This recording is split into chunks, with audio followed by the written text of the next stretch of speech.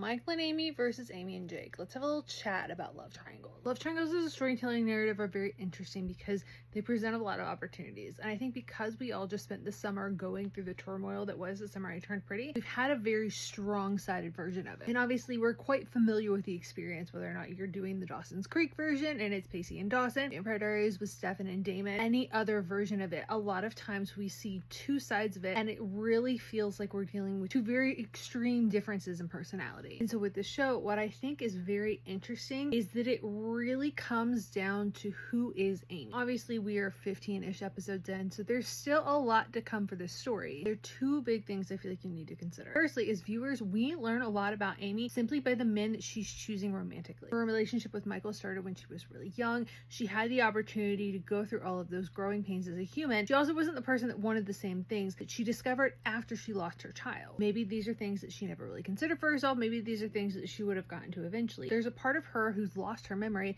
that doesn't know the version of her that existed, that saw this as an opportunity and then ended up embracing it. And it's not to say that Michael wouldn't value that, because obviously there were a lot of tumultuous things happening in their relationship. But I think with Jake, we see that this kind of power dynamic and Amy's acceptance of having this kind of power, he's attracted to it. It gives her permission to accept it. It gives her permission to see herself in a different way, because she's coming out of this memory loss realizing that there's a whole other version of her that existed. She now gets to kind of reconcile with and find her way to be okay with, because she never considered some of these possibilities. When you have both of these, you really present the opportunity to learn a lot about the character, but also for her to learn a lot about herself.